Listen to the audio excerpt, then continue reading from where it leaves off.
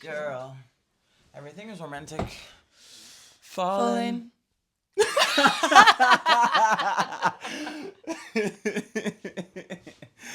Oh my God. That's a great way to start the chat. À la base, quelqu'un d'omniscient, c'est quelqu'un qui sait tout. Et nous, Marie, la dame obsédée par la culture, et Marcus, le palabreur culturel, on est persuadés de tout savoir mieux que tout le monde.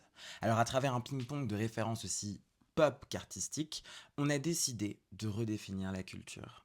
Branchez-vous toutes les 2 semaines pour écouter vos 2 saltimbanques préférés. Who are you referring to? Tout le monde m'appelle LOL.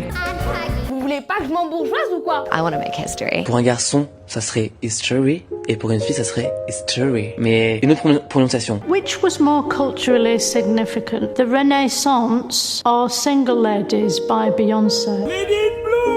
That's all. Party!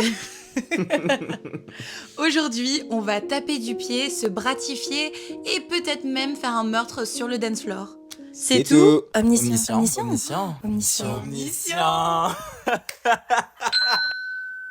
Alors, on est de retour. J'en suis très heureuse car le mot du jour me fait très plaisir.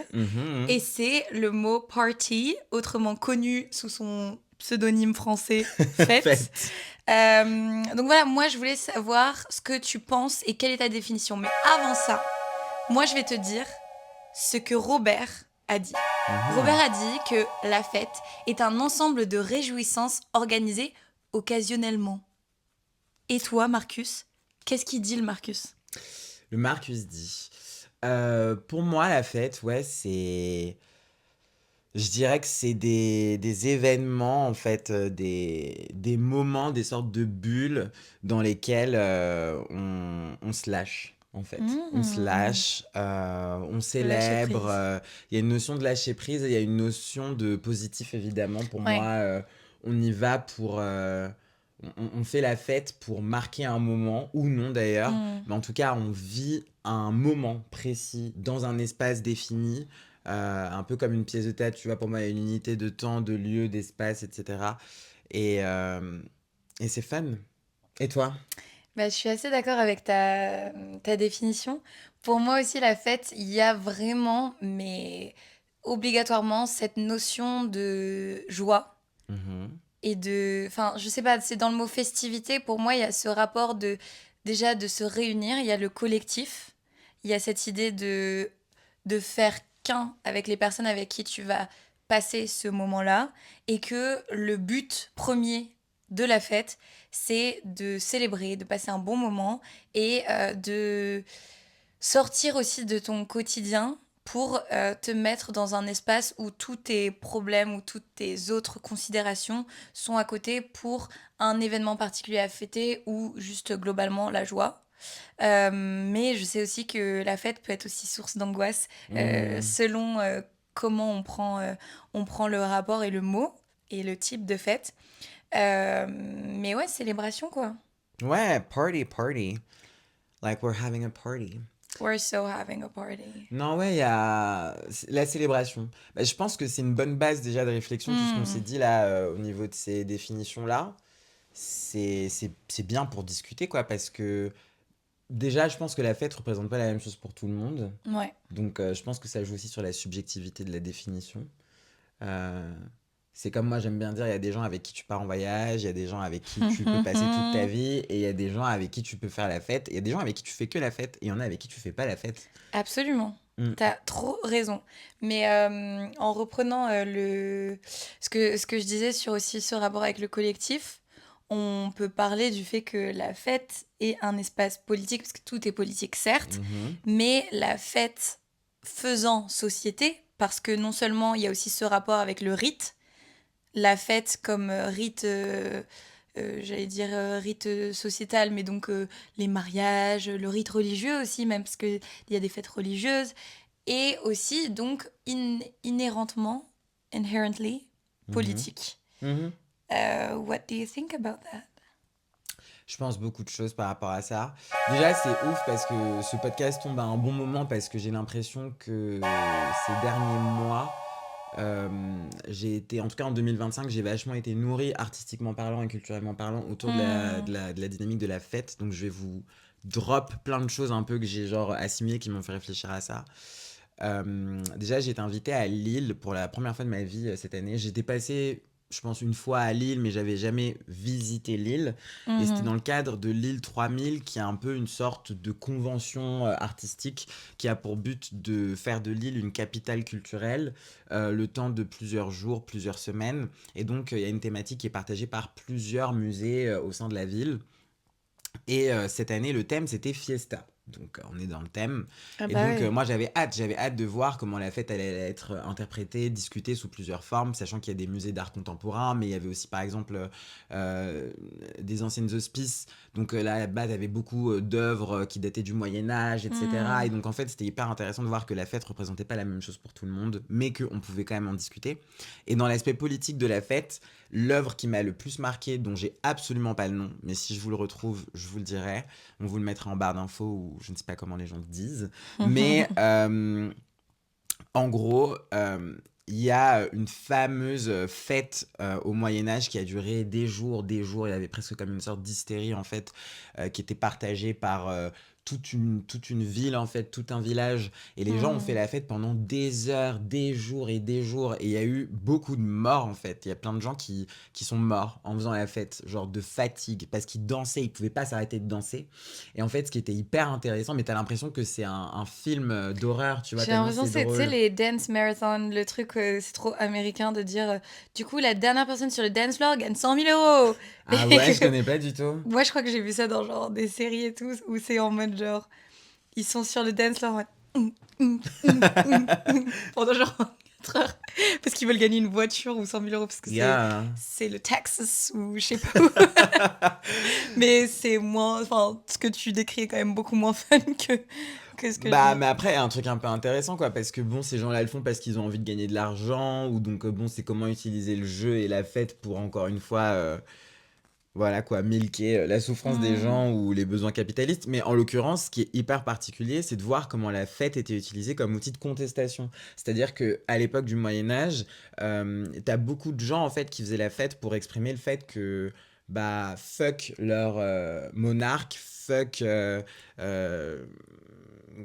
le baron, le duc, la personne qui gérait en tout cas Le Seigneur. le seigneur, quoi, tout simplement. Et donc, j'étais choc barré de découvrir ça. J'ai trouvé ça Hmm. hyper intéressant. J'avais déjà entendu parler de cette sorte d'hystérie qui pouvait se produire dans la fête, mais la fête comme outil de revendication, et qu'en fait, c'était presque comme une sorte de grève, en fait, presque comme une sorte de manifestation. Ces gens-là, ils ont fait la fête Hmm. parce qu'ils voulaient dire, en fait, on n'est pas content, on n'est pas satisfait, on peut pas manger, vous nous taxez trop, etc. J'étais en mode, ouh. Et donc, ça a été un peu la première graine de toute une réflexion que j'ai eue au fur et à mesure de l'année Ouais. à travers plein de films, etc. Mais ouais, la fête en tant qu'outil politique, je la trouve hyper intéressante. Bah, moi, forcément, ça me fait aussi penser à la fête en tant que revendication identitaire. Mhm.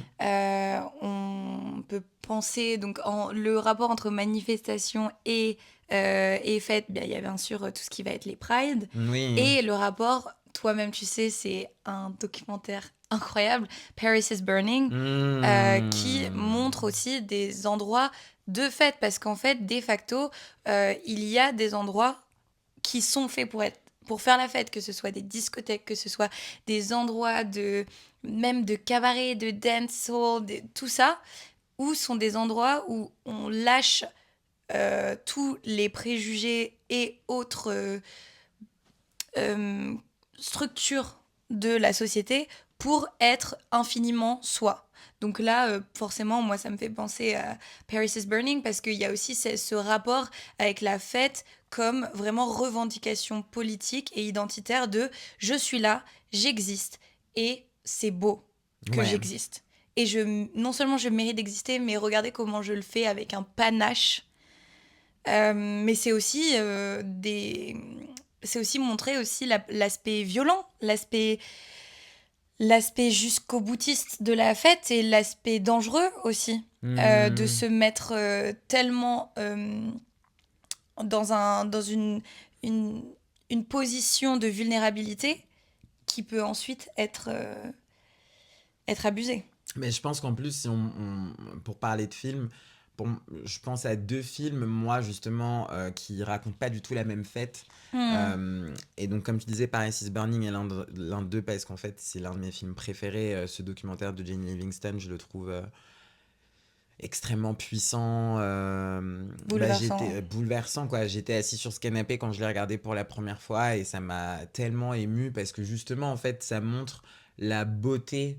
On était face à des femmes, à des hommes, à des artistes, en fait, qui étaient vraiment vivants comme ils ont jamais autant été vivants sur ce dance floor, sur cet espace-là. Et ce que je trouvais beau, en fait, c'était vraiment de montrer qu'il y avait énormément de fierté, énormément de panache et énormément d'irrévérence, en fait. C'est-à-dire que cet espace-là, il était là pour... En fait, quand on parle de contre-culture, à la base, c'est aussi ça. C'est-à-dire que, bon, bah, personne ne veut de nous dans la rue, personne ne veut de nous dans les bars, personne ne veut de nous dans les hôtels, personne ne veut de nous dans vos boîtes. Et puis, en vrai, on va vous le dire, vos boîtes, elles sont un peu nazes. Nous, on a décidé de faire nos espaces pour exister, et exister avec nos propres règles, nos propres codes et notre propre langue aussi, parce que je pense qu'on pourrait grave dériver aussi là-dessus sur comment... on peut même ouvrir la boîte de Pandore qui est l'appropriation culturelle et parler de Beyoncé, de ce qu'elle fait actuellement avec ses albums qui reprennent la culture noire, avec aussi plus largement le rapport entre la fête, la danse et la musique, comme en fait un épicentre culturel et artistique. En fait, faire la fête, c'est aussi faire quelque chose d'artistique. Et puis, on pourra aussi parler de la fameuse Charli XCX. Bah oui, avec Brad, ce qui s'est passé clairement, avec Brad. parce Mais que tu c'est ça. vois, le fait que tu mentionnes Beyoncé, enfin Renaissance, moi, ça m'a impacté d'une façon... C'est très drôle, par exemple, ma mère et moi adorons Beyoncé, et ma mère, Katie, on pense à toi. Au début, elle avait pas la vision pour Cowboy Carter, et in fine, elle préfère Cowboy Carter à Renaissance. Et moi, je lui ai dit...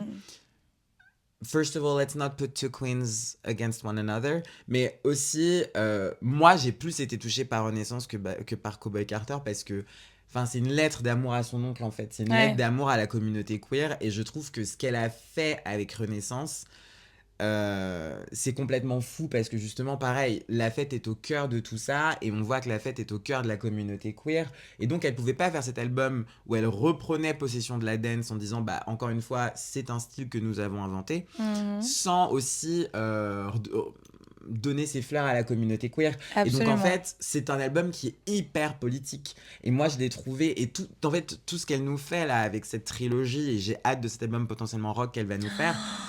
J'en ai hâte. Et puis, t'as vu qu'il y a plein de gens qui disent qu'elle va sûrement faire appel à Infinity Song.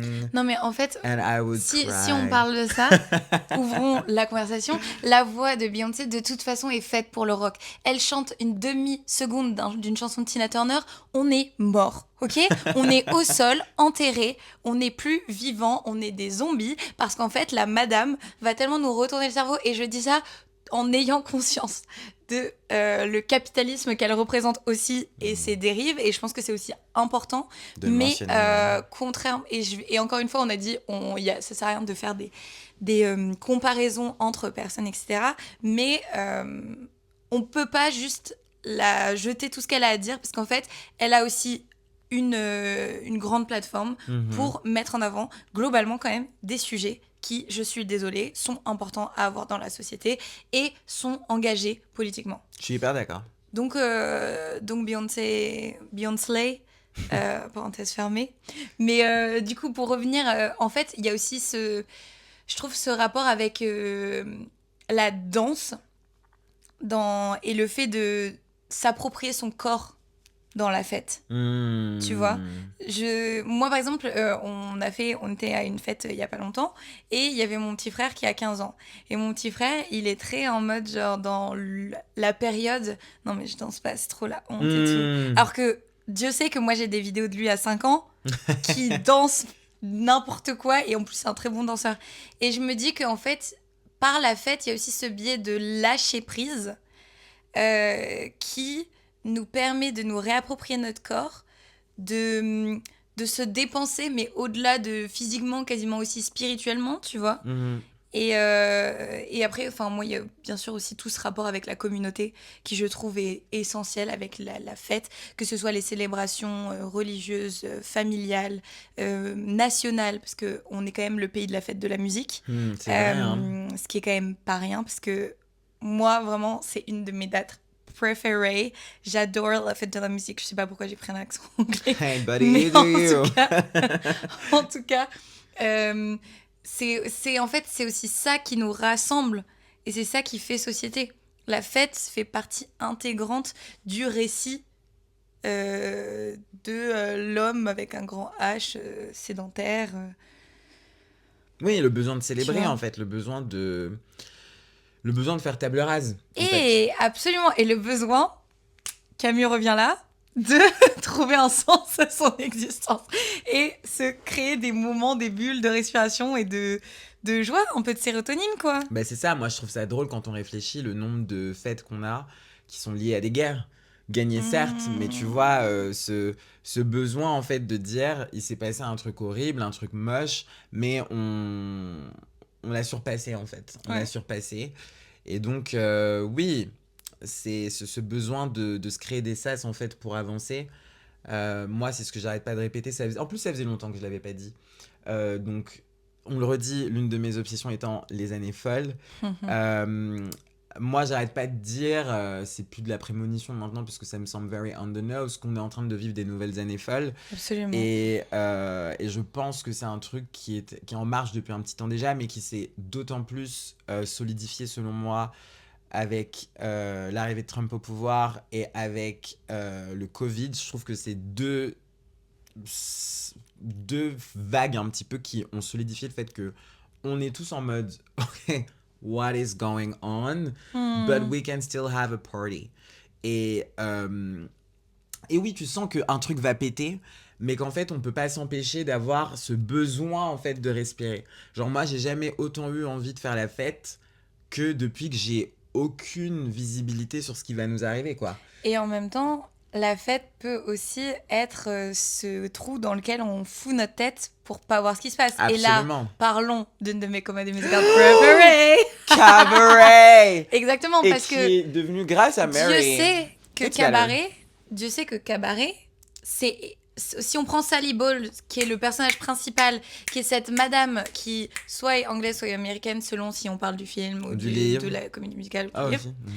Mais en fait, c'est une madame qui travaille dans un cabaret et son travail, c'est littéralement faire la fête et d'autres choses. Bref. C'est pendant la montée du nazisme dans les années 30 à Berlin. Pendant la On voit tout l'Allemagne au de long Weimar. de l'histoire le nazisme se dessiner de manière tellement grossière qu'in fine, il nous éclate à la gueule. Et elle décide, c'est un choix conscient, ça se sent, de dire je sais que tout est moche, mais là si je veux vivre, si Je je dois veux, faire la fête. je dois faire la fête et je dois être lâche. Parce qu'en fait, faire la fête peut être aussi dans certains contextes être lâche et choisir de fermer les yeux. Et c'est important ça, et de choisir qu'est-ce qu'on célèbre, qui Et on célèbre. C'est pour ça que je suis tombée amoureux de ce film en fait. Parce que du coup moi j'aime beaucoup les années folles, mais c'est aussi hyper intéressant de voir l'aube en fait de la montée du nazisme, parce qu'en plus l'Allemagne n'avait jamais été aussi progressiste en fait que quelques mois, j'ai envie de dire, avant l'arrivée d'Hitler. En fait, c'est ça qui est complètement fou. Les personnes trans pouvaient faire des transitions comme elles le voulaient, c'était reconnu sur leur papier, l'homosexualité, le lesbianisme était complètement accepté. Enfin, c'était tellement une époque qui était complètement différente, et les gens ont refusé de voir, notamment à Berlin, les gens ont refusé de voir ce qui se passait, parce que justement ils ont décidé de se plonger tête la première dans la fête.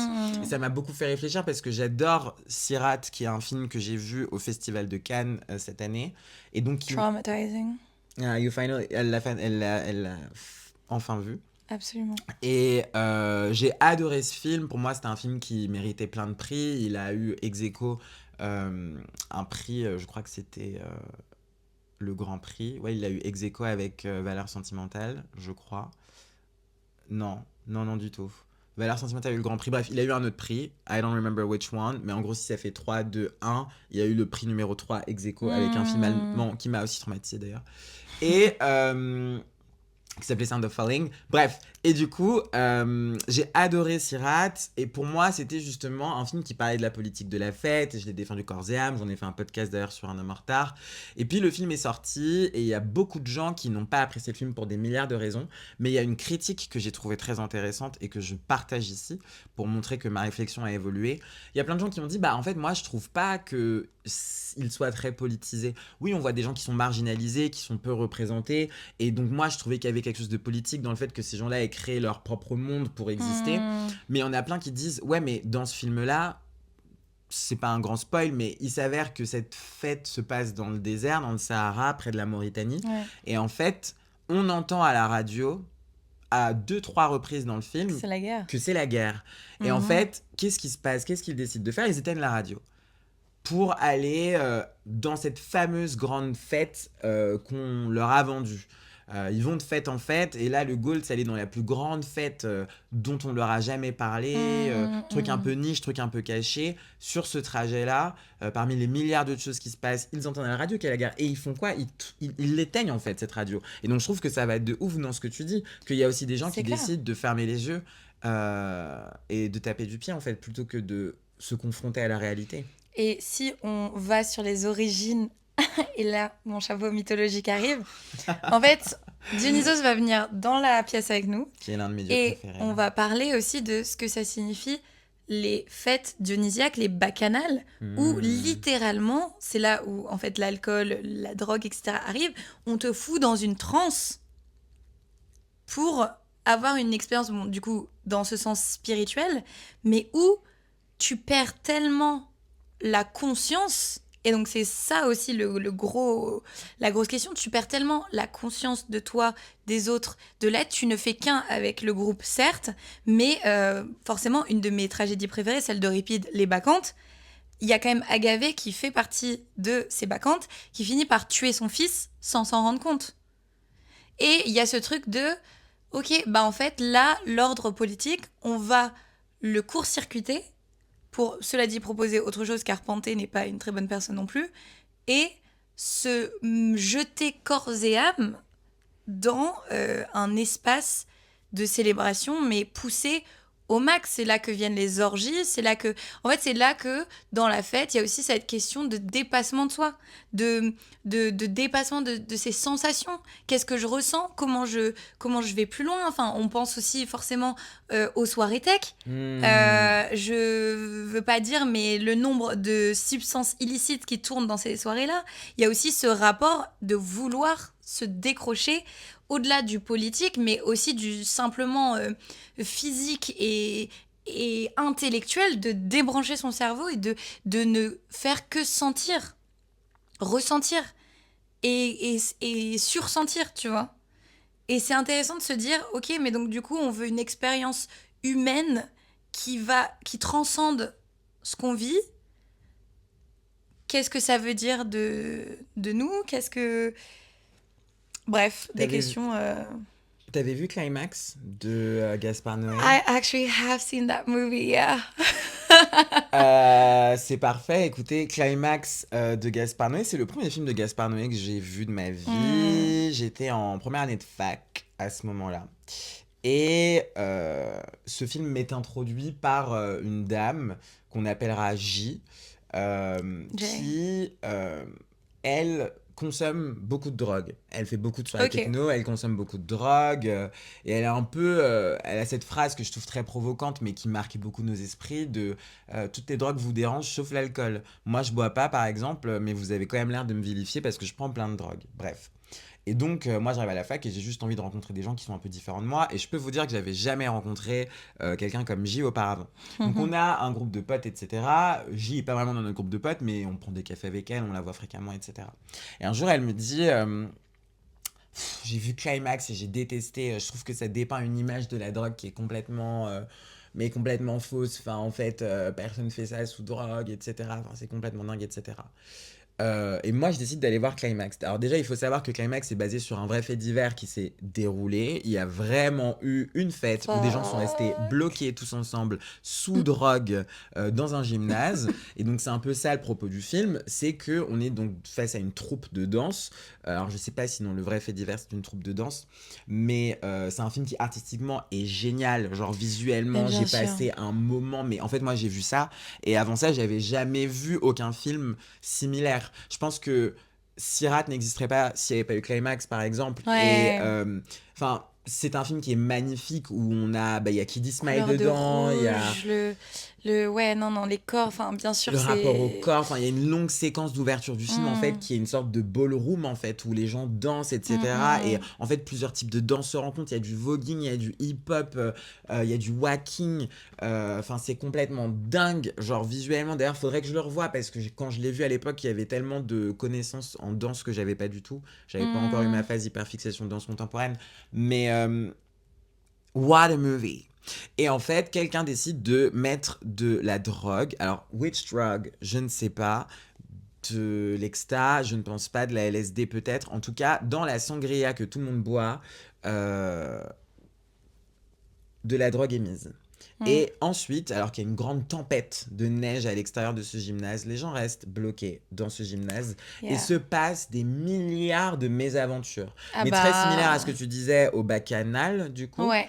où en fait, les gens sont complètement hors de leur corps. Enfin, c'est-à-dire que se passe trigger warning, agression sexuelle, se passe de la violence pure et dure, des meurtres, se passe en fait, puis alors, moi je te découvre claustrophobe en fait en regardant ce Bien film. sûr, mais c'est aussi les dérives et les excès de la fête, parce que forcément, si on parle de fête dans le sens auquel là on parle par rapport à Climax, c'est aussi des espaces, on le disait tout à l'heure, mais qui peuvent être hyper dangereux, hyper vulnérables, surtout pour des personnes qui sont des femmes ou des personnes qui ne sont des minorités ou des personnes qui simplement sont plus fragiles autant physiquement que mentalement que les autres. Et ça, c'est aussi à prendre en compte, c'est à quel point la célébration peut tourner au cauchemar aussi. De fou malade. Mais Et puis les espaces, on parlait du coup de la fête comme espace qui peut autant être dangereux que safe, notamment pour les personnes qui sont minorisées. Ça m'a fait penser à une parole qu'a eu Louise Petrouchka, qui est une dame qu'on connaît tous les deux, qui est Quelle DJ, dame qui est une copine à nous et qui est aussi chroniqueuse dans King, qui est l'émission pour laquelle on travaille. Et Louise disait dans un autre podcast dans lequel elle avait été invitée, qui s'appelle Le sens de la fête, elle disait on peut pas garantir qu'une fête est safe en fait. C'est-à-dire que elle était fatiguée de l'utilisation de ce mot qui devient de plus en plus galvaudé. Elle dit je peux que dire moi que je vais essayer de faire de cette fête l'espace le plus safe possible. Un espace n'est jamais safe à 100%. Mais ce que je trouve génial, c'est que depuis MeToo, il y a de plus en plus de fêtes et d'espaces en fait où par exemple il y a pas de mixité de genre, il y a que des femmes. la bringue, les fierces, les bitches, enfin en fait il y a des fêtes qui deviennent entre gros guillemets mainstream, mais spécifiquement pour des communautés où là en fait les personnes vont se dire bah moi je sors pas en soirée, mais là je vais sortir à cette soirée parce que là je me sens aussi dans ma communauté à l'aise. Et on circle back to la question du collectif et avec qui on se sent à l'aise, tu vois. T'en as fait des fêtes comme ça toi? Ouais, j'ai beaucoup pratiqué la fierce et la bitch. Et j'aime beaucoup. Et je me suis dit un jour j'allais aller à la bringue, mais je l'ai pas fait. Par contre, ce que j'ai énormément fait comme fête communautaire, c'est les fêtes de gens de comédie musicale. Oh my god. Parce que en fait, Just tout le monde... theater kids Theater all kids. around the room. Ah mais ça, les gens ne sont pas prêts parce que c'est vibe, dans le sens où on gueule pendant 50 ans des chansons qu'on connaît par cœur. Hamilton est cité une 15 milliards de fois, Well, thank etc. God. Et c'est là où, du coup, moi, il y a l'intersection de mes trucs préférés, la comédie musicale et les déguisements. Parce qu'en fait, on va parler, mais les soirées déguisées sont sûrement une des choses que j'aime le plus au monde. Et c'est le moment où là, je vais pointer du doigt une personne et lui parler. Léna Situation, Léna Mafouf, pourquoi mes thèmes d'anniversaire, mes thèmes de soirée, 2 mois plus tard, car je suis née en septembre et toi en novembre, et bah, c'est mes thèmes genre... Et je dis pas que tu me copies. Je dis juste que je suis tellement flattée de voir que je fais une soirée Shrexy, donc c'est Sexy Shrek, pour mon anniversaire de mes 24 ans. Et que littéralement 2 mois plus tard, je te vois en Fiona, trop belle, trop magnifique, pour ta soirée d'anniversaire. Shrek, Sexy Shrek, je sais pas, mais voilà. Est-ce que c'est parce que fut un temps dans la rue, on m'arrêtait en me demandant si j'étais elle, ce qui est quand même très random, mais j'ai des preuves à la pluie. Et puis il y a eu la même aussi pour ma soirée wig, où pour son pop-up, elle a sorti des wigs. J'étais en mode genre, mais Des on est seize. tellement connectés. Vous êtes juste des sœurs jumelles. Mais sous le signe des vierges et scorpions, du coup. Voilà quoi. Non, vous mais êtes oui. juste des twins. Mais moi, ce que j'aime aussi, c'est la fête comme espace, du coup, de transcendance. Et donc, prendre un costume, tu sais, c'est comme le truc de limite, enfin, on peut aller jusqu'à Roméo et Juliette, à l'époque où bah, y a le Masquerade Ball. Je sais pas pourquoi je l'ai dit en anglais alors que c'est italien en plus. Bon, bref, Shakespeare. Où, en fait, Roméo se dit, bah, je vais pouvoir y aller parce que je suis déguisée et je vais pouvoir aller au-delà des rivalités Montaigu-Capulet parce que là, je serai juste une personne parmi toutes les personnes de ce groupe et je pourrai faire un avec ce groupe. C'est là qu'il trouve l'amour. Donc il y a vraiment ce rapport aussi avec le déguisement, avec certes être soi et trouver son identité complète et en même temps être complètement autre chose que soi et se transformer en quelqu'un d'autre. Et aussi, je vais pousser plus loin, mais il y a aussi un art que moi, particulièrement, je suis fan et qui est aussi très lié à la fête, le drag. Drag, ouais. Mami Wata, appelle-nous pour être notre amie. Tu veux pas être sur le canapé, en fait, mamie? Enfin, les Français veulent savoir, quoi. Vraiment. Enfin... Mais non, mais tu vois, il y a aussi tout ce rapport avec... Bref, et c'est là qu'on est dans l'intersection entre communauté et révélation de qui on est, etc., identité, et en même temps transcendance, art... Renaissance aussi. Renaissance. Notion de se réinventer, quoi. C'est vrai que c'est fun, les déguisements. C'est fun, les déguisements. Il y a un truc très sympathique. Je pense que ça doit vraiment être fun quand t'as les moyens de pouvoir, genre, faire des déguisements de zinzin. Parce que moi, vraiment, genre, je m'y approche step by step en devenant de plus en plus un grand garçon. Genre, je pense que ça peut être vraiment fun quand tu peux t'y prendre et que tu peux C'est clair que quand t'es Heidi Klum qui fait tu vois genre ce que je veux dire? ta soirée Halloween comme genre The Place to Be. Enfin, Heidi Klum qui est une mannequin que après, vous connaissez peut-être et chaque année elle est connue parce que sa fête préférée c'est Halloween et enfin vraiment genre elle host. Elle prépare ça comme si c'était le Met Gala, enfin genre c'est son Met Gala à elle en fait, tu vois, genre c'est une folie. Mais moi tu vois, je suis l'enfant qui a toujours fait des soirées déguisées, qui même quand c'était pas déguisé, arrivait déguisé. Car je ne peux pas faire autrement. Yeah. Genre, c'est le truc où, par exemple, tu vois, moi et mes copines, on a un groupe de potes, je fais une dédicace à DM, où dès qu'on va en soirée, on sait qu'on a un message dans la conversation et c'est en mode, c'est quoi notre thème ? Et on sera que 4 dans une soirée où il y a 30 personnes. Drôle. Tout le monde nous pointera du doigt car pourquoi ces 4 meufs sont habillées en rouge de manière similaire mais différente en fait. Elles sont tellement stylées mais en même temps c'est un peu chelou. Bah c'est nous. Et en fait moi j'aime tellement en fait cette mise en scène autour de la fête et de ce côté rituel de mon rituel ça va être je vais me préparer avec des copines. On va prendre un outfit qui fait sens et peut-être qu'on a une storyline autour de pourquoi on s'habille comme ça, pourquoi on match, etc. Ensuite on va faire notre before ou je sais pas, on va partir et juste j'aime trop. Après, moi, mes anniversaires, pour te donner quelques thèmes, bon, tu as assisté à Jeudi Wig à la vie où nous étions tous perruqués, c'était un de mes meilleurs thèmes selon moi. J'ai fait donc Shrexy, c'est vrai.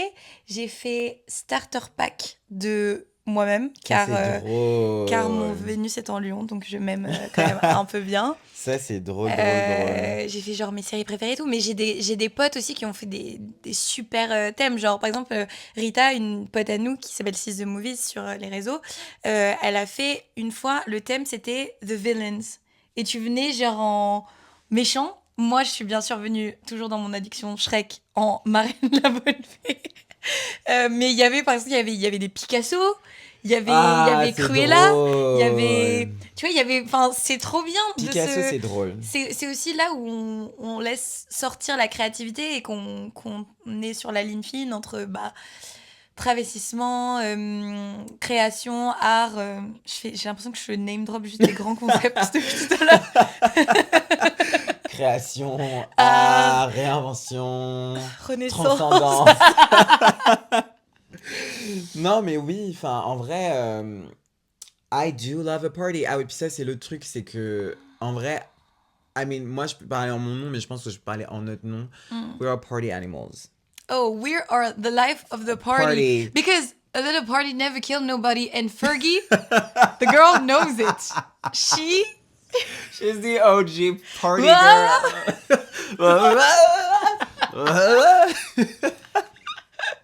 J'espère que vous avez la Yeah, référence du rem, du rem. On espère que vous avez la rêve de Fergie qui, on a random, let's say a Tuesday, dans Good Morning America, Décide de faire des cartwheels roues en en chantant, en belletant, ça passait pas.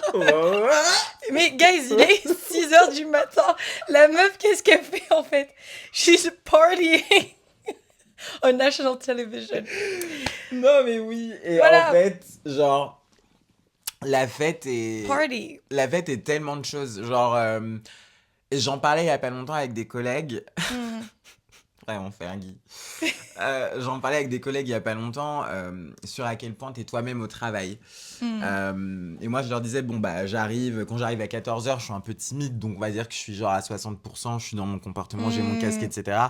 Mais vraiment au bout de quelques heures, genre je suis à 90, à 95% moi-même au travail, et les 5% qui restent, c'est genre le fait que juste je me dis c'est peut-être mieux si tout le monde sait pas tout, mais dans le fond je suis quand même fondamentalement moi-même.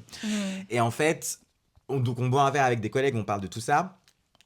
Et une de mes collègues me dit mais par exemple à la fête de Noël qu'on va faire, que notre média va faire et que fait chaque année notre média, elle me dit moi je sais jamais comment me comporter, enfin moi je reste dans un coin, je reste 2 heures, je bois pas parce que j'ai l'impression de voir tous les boss qui regardent les agissements de tout le monde et puis je me tire. Elle me dit toi tu vas faire comment? J'ai dit bah moi je vais faire comme dans toutes les fêtes dans lesquelles je vais être moi-même et je vais danser et je vais dire je reste 1 heure et je vais partir à 4 heures. Parce qu'en fait j'ai pas du tout ce rapport où j'ai l'impression d'avoir une personnalité au travail, une personnalité chez moi. Enfin évidemment tu as plusieurs facettes qui font de toi qui tu es, et toutes ces facettes-là sont pas tout le temps là au même moment, mais moi j'ai l'impression d'être tout le temps. Moi, ce qui va changer, c'est est-ce que je viens d'arriver, est-ce que j'ai bien dormi, est-ce que je suis un petit peu gêné, mais at the end of the day, à partir de 2h du matin, je vais être moi, genre la quintessence de moi sera là. Et en fait, je disais aussi parce que je pense que vu qu'on bosse dans la culture, en tout cas moi j'ai l'impression que la fête est aussi un espace où en fait je trouve du travail. Et du coup j'ai l'impression Mais la fête comme espace de tous les possibles. Il y En a fait, aussi ce espace truc-là, de tous c'est les tu te dis, possibles. là je sors, je connais peut-être plus ou moins les gens, je m'ouvre à un potentiel monde. Bon, faut avoir l'espace mental et tout pour ça, mais tu peux sortir d'une fête avec un changement de vie, quoi. Enfin, moi, être moi-même à des soirées, c'est ça qui m'a permis d'avoir la vie que j'ai, sur plein d'aspects, en fait, tu vois. Donc, en fait, moi, c'est... Et j'aime tout, en fait. J'aime tout dans la fête. Ouais. Et, Bah après, moi, non, clairement... et I think it's the same for you. Yeah, found me a job and a man, I guess, at a party. Donc yeah. Mais ouais. Mais c'est aussi ce rapport, tu vois, avec le terme de fête. Donc là, on parle d'une fête un peu institutionnalisée, dans le sens où c'est dans le cadre du travail, mais il y a aussi la grosse question, et je pense qu'on n'aura pas le temps d'en parler plus, mais on en parlera peut-être aussi dans notre épisode aïeul, le rapport avec les fêtes de famille. Ah, Et ouais. qu'est-ce que ça veut dire? Parce qu'on parlait de la fête comme espace, soit de surmoi, pas dans le sens de Nietzsche, mais dans le sens vraiment genre juste je me transcende, je deviens quelqu'un d'autre, et comme fête de réappropriation de soi. Mais la fête de famille, qu'est-ce que c'est la fête de actually, I'm not gonna say who I am, because... Because, yeah. Non, c'est hyper vrai. C'est hyper vrai. Et moi, je vais juste dire un seul film, On That Touch. Et c'est Shiva Baby. Allez hop. Et je dirais rien d'autre, en fait. Je dirais juste Shiva Baby par Emma Seligman, qui est mon film d'horreur. Et en fait, c'est littéralement, genre, c'est mon film d'horreur à moi. C'est mon film d'horreur, vraiment. Mais c'est ce truc de... Enfin, forcément, mais le rapport avec l'oncle raciste ou je sais pas quoi, ou problématique, sexiste, toutes les istes. Le fait de est-ce que je peux être complètement moi si j'ai une identité ou une orientation sexuelle ou autre, je ne sais quoi, qui est différente. C'est question de... Moi, par exemple, j'adore ma famille. Franchement, on est deux personnes qui adorent notre famille. Vraiment. Mais moi, il y a des choses, genre, par exemple, ma grande sœur, je l'aime plus que tout au monde. Mais nous, ensemble, à une fête de famille, soit c'est la meilleure chose du monde parce qu'elle comprend exactement ce que je vis et on est genre toutes les deux en train de se reset et être en mode on va vivre ça et réussir à vivre. Soit c'est nous, les personnes qui sont en mode oh mon Dieu, je peux pas voir celle-là qui est complètement différente de moi, même si je lève de tout mon cœur, mais mon Dieu, c'est là où t'es confronté avec des personnes que t'adores, mais qui sont fondamentalement souvent très différentes de toi. Et où tu dois te dire, I need to make it work. Parce que c'est soit je coupe les ponts avec ma famille, soit j'avance. Et donc devoir dealer parfois avec l'inconfort et comment parfois l'inconfort permet aussi de faire communauté. Donc, Et ça, mark my words, mais j'ai trop hâte qu'on en parle dans Friendship. Friendship too. We can talk about it in so many ways. C'est No, ce friendship, truc ouais. de, en fait, avoir une relation avec quelqu'un, donc amicale, sociale, sentimentale, sociale, bon bref, vous avez capté, demande des sacrifices et demande de des fois faire des choses qu'on n'a pas envie de faire. Sinon, si vous n'êtes pas capable de faire ça, et si vous pensez que vous êtes pour votre pomme, vous êtes 1 capitaliste, 2 problématique et 3 individualiste. Et c'est moche. Vous êtes moche. Bouh. You whore. Pardon. C'est mon côté Mean Girls dans le sens du film She qui really est said, sorti. you whore. So you agree? You think think you're you're pretty? I just love it so. Et Halloween is the one naughty year where a girl can dress like a total slut. Oui. Bref, sur ce, je Vraiment pense sur que ce, vraiment. notre ping-pong de référence qu'on vous disait au temps pop artistique, on va aller sur la reco. Vraiment, Parce que sinon, on va vous laisser, et voilà. je tenais quand même juste à mentionner une personne sur ce podcast qui a peut-être inventé Party. C'est Adore Delano, qui est une drag queen de la saison 6 de base de Drag Race US, qui littéralement a popularisé, du moins dans ma vie, l'utilisation du mot party. Mais genre, comme tu pourrais dire n'importe quel mot. C'est-à-dire, genre, tu sais, Genre, comme moi, vas-y. des fois, je suis en mode genre, il y a un gros blanc dans la conversation, et des fois, je suis en mode slay. Ouais, ok. Et ben, elle, c'est en ok. mode genre, party. Donc voilà, sur ce, recommandons où faire la fête, comment Ouais, faire la fête, allez, comment que faire faire la fête, que pour faire la fête. pour faire la fête. Je te laisse commencer. Oh, t'adores faire ça. I Moi, don't je know, suis juste la Alex. conduite. Et c'est vrai qu'il y avait mon nom d'abord. Non, mais en vrai, ou faire la fête, parce que la réalité, c'est ce que j'aime beaucoup dire, c'est que autant que j'adore faire la fête, je ne pratique pas beaucoup les boîtes de nuit. Donc en fait... Après, tu peux faire une reco d'un style de fête, genre en mode, qu'est-ce qu'il faut que vous fassiez comme fête qui vous changera la vie. Bah, moi, je suis l'expert des soirées appart. C'est ça mon point fort. Point faible, vraiment, c'est d'être trop fort dans les soirées appart. Et pourquoi ? Parce que C'est quoi les big points d'une soirée appart qui valent la peine ? c'est le bon degré de gens que tu connais et de gens que tu connais pas. C'est un espace où tu as une cuisine et un salon qui ne sont pas dans... Par Plusieurs exemple, mon salles, plusieurs appartement, vous ne le ambiances. voyez pas, mais moi, j'ai une cuisine ouverte. Ça enlève la capacité qu'il y ait plusieurs ambiances et qu'il y ait des contre-soirées. Parce que pour moi, une bonne soirée, c'est une soirée où il y a aussi des contre-soirées et il faut Je suis l'accepter. d'accord. Et c'est une soirée qui s'arrête pas, quoi. Ou du moins qui s'arrête très tardivement. Mais oui, parce qu'en fait, il n'y a pas de contraintes Y a pas de à part contraintes. la personne qui hoste la soirée. Et en fait, moi, c'est ça que je trouve génial. C'est qu'en fait, c'est... Alors, il s'est passé des choses horribles dans des soirées à part, évidemment. Mais moi, je trouve que c'est quand même les soirées les plus safe que j'ai faites de ma vie. Parce qu'il faut aussi savoir où tu vas. Mais... c'est les meilleures soirées parce qu'en fait, t'as autant des discussions que de la danse, que du flirt, que de l'inconnu, que des moments où t'as des discussions hyper profondes. Tu peux... Enfin, pour moi, c'est génial, quoi. Les soirées Moi, les soirées appartements, appart c'est tout ou ce que j'aime, quoi. les soirées Enfin, appart maison où je finis à moitié en pleurs parce que j'ai une conversation hyper deep alors que j'étais sous 2 grammes de tequila.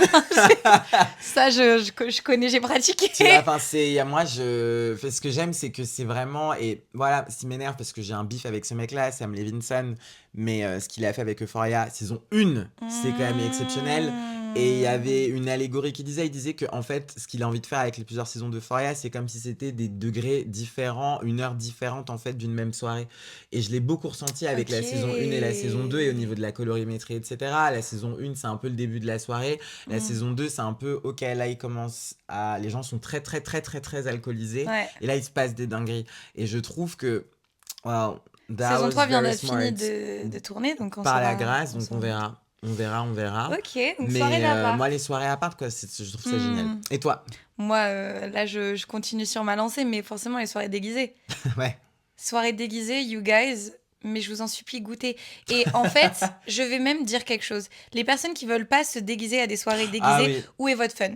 Bah, de toute façon, moi, qui êtes-vous, si on peut le dire? 3, 2, 1, des mecs hétéros. Voilà. Donc, vous sortez du chat. Vous êtes pas fan? Non, pour vous dire, en fait, pour moi, c'est exactement cette conversation de prouver que vous care.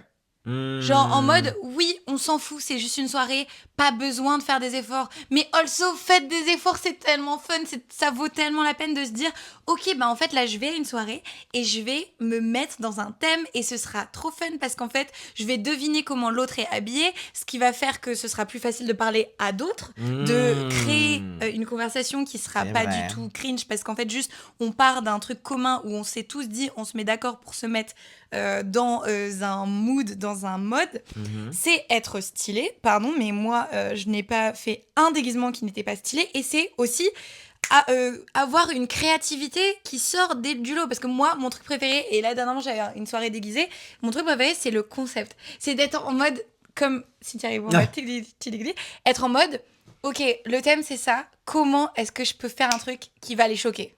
Ou qui va être en mode genre, ok, je twist le thème parce que des fois j'ai envie d'être premier degré, être habillée en Fiona pour Shrek. Et des fois, le thème c'est cocktail, et ben je vais prendre 2 autres copines et je vais leur dire, tu seras le sel, tu seras le citron, je serai la tequila. Quand on fout les 3 dans sa bouche, on fait hop, ça fait un shot et en même temps, ça fait un cocktail.